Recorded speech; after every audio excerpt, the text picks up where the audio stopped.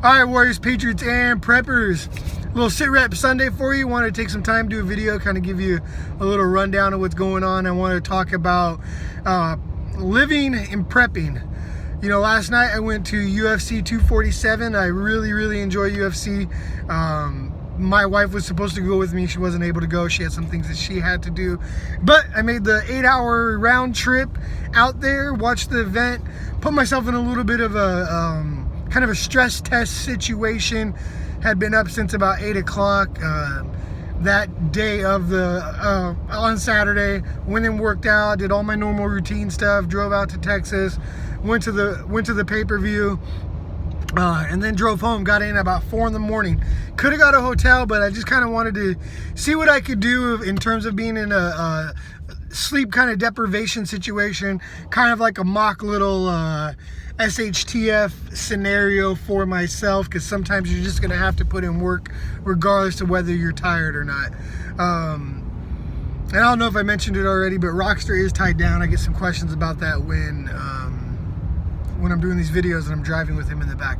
But anyways, UFC 247, Dominic Reyes won that fight. And I went on to social media, all the different social media platforms UFC has, and the overwhelming majority of people seem to feel the same way. If you watched it, I'd be interested to know what you thought, so go ahead and leave a little comment below.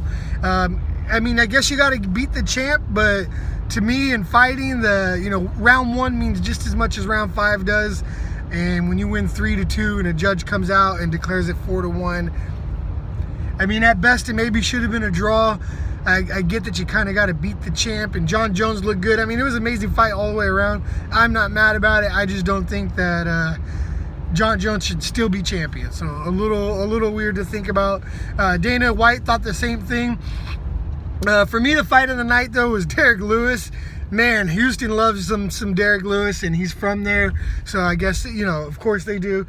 But he was out there throwing flying knees and all this crazy stuff. For a big dude like that to be throwing a flying knee, it was kind of scary to see, even from the nosebleeds. So anyways, I talk about what I did yesterday to talk about this.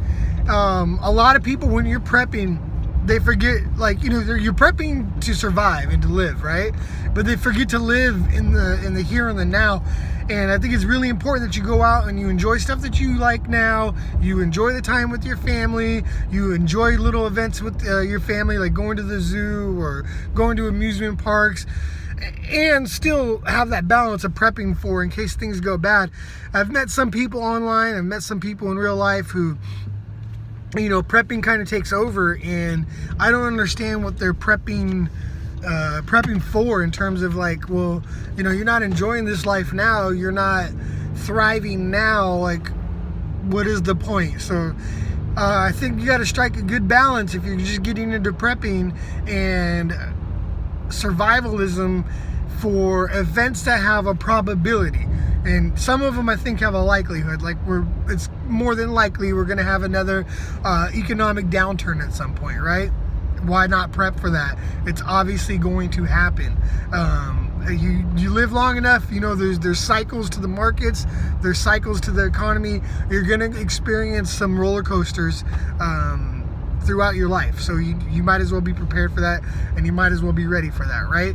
EMP, who knows if that's going to really happen or not. There might be a probability of it happening, but will it ever happen? We don't know.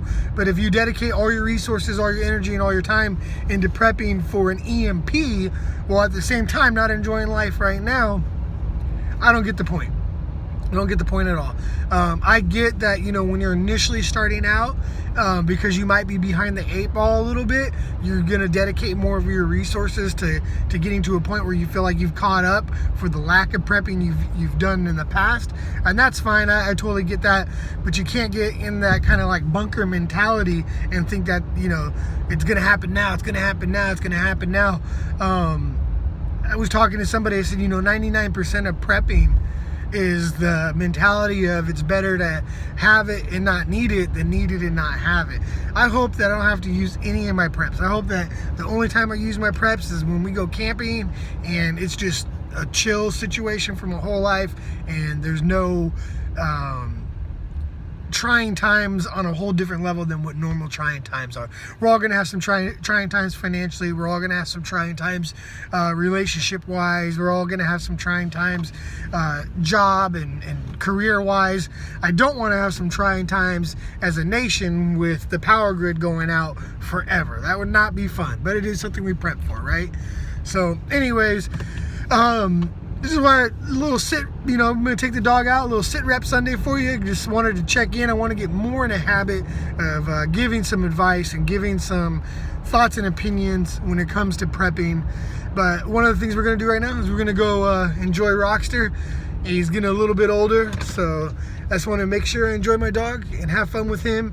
He is part of my bug out and prepping plans.